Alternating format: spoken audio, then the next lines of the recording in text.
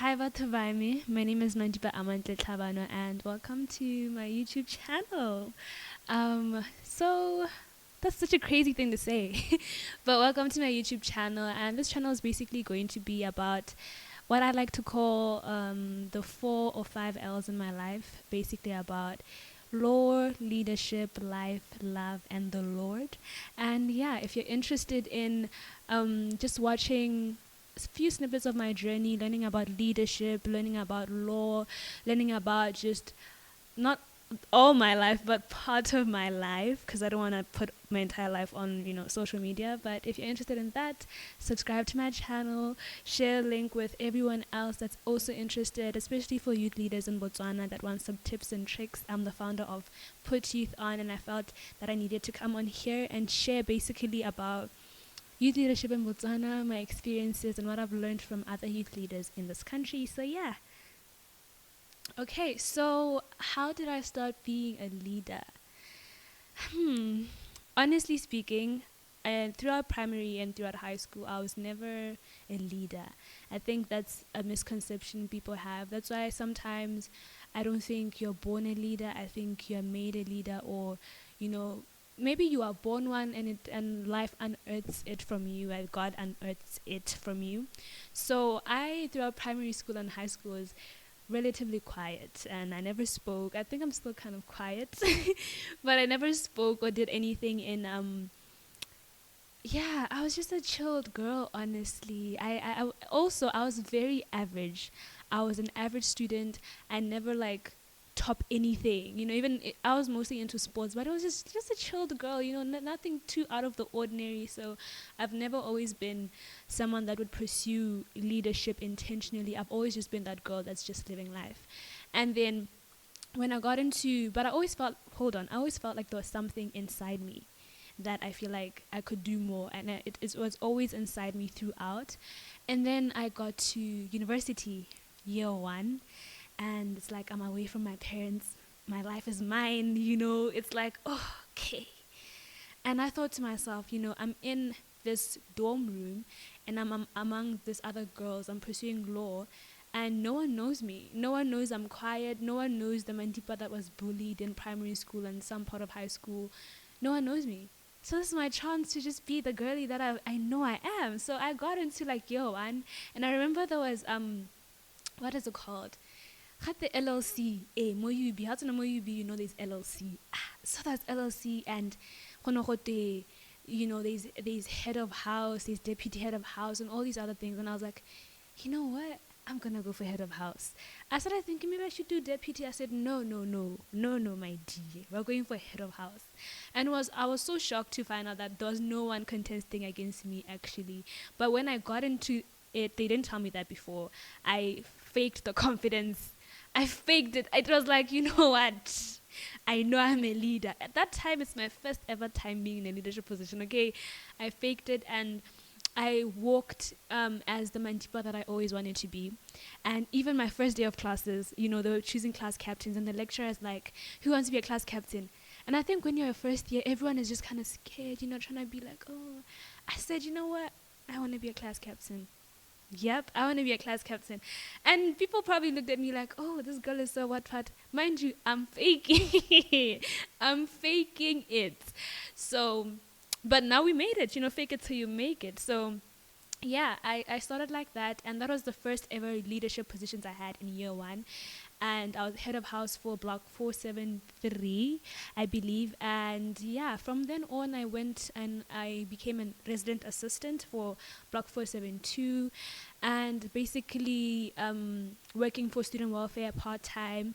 And it was really, really hard, guys. Dealing with people is so hard, but it taught me a lot. And after I was like in my third year now, leaving resident assistance, I started Put Youth On. Yeah, in my third year, which is last year. Like, so second semester of my third year, I started Put Youth On. But I also throughout, I was volunteering here and there. I was head of partnerships at University of Botswana Finance Society. I also was head of marketing briefly at BUA, University of Botswana Work Camps Association. And I did do a few like, girl for girl G4G, yes, Girl for Girls Empowerment, a mentorship program for Botswana. I did go through that, but yeah, so God really, really was like working in my life, putting me in different positions to unearth certain things in me. At that time, I was like, I'm just putting myself out there. I'm just putting myself out there. It had nothing to do with like an actual plan. However, I did have a plan, like a 5-year plan before I came to university, because I had like those 8, 9 months. So 8, 9 months. I'm joking. Like 6, 7 months where you're not going to high school. I mean, when you're not going to school, you're waiting for university. I wrote down my 5-year plan and I was like, you know what? I have to have at least done this by the time I'm done. And I think even if I was not basically being intentional, I think God really took that into my mind, thought that hella, and put at the back of my mind, you have a 5-year plan. So even things I was pursuing, not really thinking about the 5-year plan, ended up being me accomplishing what was in my 5-year plan. So when the Bible says, write your plans, clock it. So yeah, Put It On started last year. And honestly, it's not even something I saw becoming something like this. I was just like, you know what? People like gatekeeping opportunities, and I don't like it. Why do I have to fight so hard to get this opportunity? No, man. Now that I'm inside, I'm going to make sure that people outside don't have to fight to get inside. So we are sharing opportunities now. And people were always asking me, come and share with us. And I'm like, I can't be sharing to, remembering to share to people's contacts. So I was sharing on my status, and that's still not enough, because people would be on my Facebook like, please invite us. Like, oh my gosh, it was just too much. And I was like, you know what? Let me start a community. So I started a WhatsApp community. Low-key wrong decision, because everyone had access to my number. Yo, guys. Why lele so, man? Why? Bashimani, yo.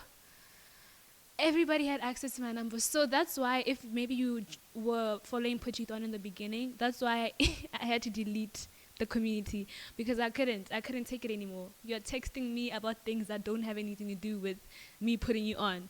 And it started as Miss Put You On. So I was like, hi guys, my name is Mandipa Amanta, aka Miss Put You On. Period. Still am Miss Put You On, right? And yeah, we started, and then we moved to having a channel. I think God was really intentional, because we started a channel around the time that it was actually introduced, like before they became a normal thing. I think they're pretty new, but just around the time after WhatsApp said, oh, we have channels now, then we jumped on it, and it grew slower than the community actually, but it's still fine, it grew. And then I was like, this is too much for me. It's too much for me. I need a team. And people are contacting me, please, can I volunteer? And I was like, okay, but I don't just want anyone in my team, because this is something so close to my heart, and I do this with a passion. I don't even need to be reminded. So I was like, okay, what do I do?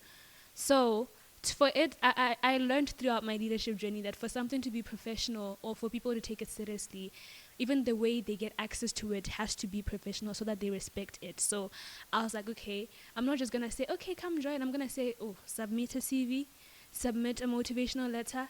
I'll interview you, let's see, let me gauge, submit your social media handles. Do I want someone that posts certain things like this in my team? Do I want someone that hates God in my team? If I look at your social media and you're posting bikinis, and you know what, no judge, whatever, no judging, but it's a reflection of something that I believe God gave me a vision for. So it's literally like recruiting an employee. Like, I can't. I'm so sorry. So the people that are in my team are very, I wouldn't say similar to me, but they're people that I know that they're themselves, and they're like confident in who they are, and Bashap, we share the same kind of point of view on things. And that's the whole thing, because, I'm thinking, you have to, birds of the same feather flock together, ne? So I had to make sure that the birds that I'm flocking, you get what I mean? So, after that, I did lose some members, but, it happens. And no hate to any of them. It happens, So the way I approached it was, if you don't have time for this, let me know. Whatever. And it's always been like that, and it's still like that in Put Youth On. I don't want to be taking too much from your personal life. Instead, I want Put Youth On to add to your personal life. If you can't handle, let me know. I can figure it out. Because at the end of the day, the thing about leadership or the thing about starting your own thing is at the end of the day, this is your thing. And for other people, it's not their priority. It is just something that they're doing to add to their CV. For some people, it's something they just want to be a part of. But their priorities, they have other priorities. So for you as the founder of a thing, this is your priority. So it's important that you understand that for other people, you don't need to impose too much. But anyway, so the leadership journey, that's basically how we started Put Youth On. Let me try and think if I'm leaving anything out. So Put Youth On started growing rapidly, and honestly, it went through so many changes. Because like I said, it was Miss Put You On first. After Miss Put You On, I was like, I don't want to be the center of this thing. I think it's a movement that is called to be bigger than me. So I don't want to name it Miss Put You On anymore. Because if I did, it's like I'm putting myself at the center of it. But now I have a team, and these other people. So I was like, God. What name? Should I say Put You On? No, not Put You On. Put you on. And I was really stressing God out. He knows. Like that morning, I said, look, I'm not saying you should do this, but I said, God, I'm giving you 2 hours. 2 hours. Please. Por favor. 2 hours, okay? And I need I need a name by 10 a.m. I think it was like 7 a.m. By 10 a.m. And bro, I don't think you guys understand. I was sitting like, put you on. And then it hit. I was like, put youth. Oh, put youth on. I said, oh, Braji, ish, And I was like, okay, no, put youth on is giving. No, we're doing put youth on. And immediately, one thing about me and the Holy Spirit, once he gives me an idea, I need to jump on it immediately, or else I'll forget about it. Like, I'll forget. That's why when something happens, I need to do it honoho or write it down honoho, or else it just passes my head. So literally, and I kid you not, I think I had to go for class. I didn't go for class. It said, put youth on. Immediately, I changed all the logos. I don't know. In an hour, I had changed all the names on all our social media platforms. I had changed all the logos to Put Youth On. Everything. And I had announced everything. Wansara, re bereka la mo nakong, ne ke bontsha Modimo gore hela ke na le wena ka pace, keep up. Okay, let me not say keep up with the pace. Sorry, God. But you know what I'm trying to say. So after that, we were planning our first youth leadership workshop. And man, we planned a lot of things, but it happened. It was amazing. If you were there, and if you want to watch how it went, subscribe to the Put Youth On YouTube channel, okay? Danko. And fast forward to all that I just told you, I applied for the US exchange program for 6 weeks, and everything that I told you, I used that as my experience, especially Put Youth On. I had to. And to be honest, God is so intentional, because that opportunity, I saw it the year before, but I hadn't started Put Youth On or anything. I hadn't started anything. And I could feel that God is telling me, no, it's not time. So we fast forward, and then it comes again, and I could feel, when you're so sure, like, that's how I even thought about Put Youth On. You're so sure that this is something I'm supposed to do. So we applied. We got in. It was so hard to keep that secret. I was screaming. But also I knew. Like, Mudimu, bro. I knew. Like, even when I was submitting, I was praying about it, but I was like, no, you communicated to me. I'm chilling. There's no other way. I'm chilling. And then we got it. We went to America this year. Such an amazing thing. And we're here now, starting our YouTube channel, all because of leadership. So that's basically my journey in a nutshell. I don't think I've left anything out per se. And yeah. So this is our first YouTube video. And if you loved this kind of content, please subscribe, share my channel, share with other people. I'm super excited to talk about youth leadership and the journey I have, and even, the tips and tricks I've learned and I've been told, and the advices I've been given. I'm happy to share that to all youth leaders, because I'm seeing that people are getting on the youth leadership, train and bus, and it's such a good thing, but it's also important for you to understand what it means. So yeah, love and light, but to buy me, like, subscribe, share, follow, all of that. Bye.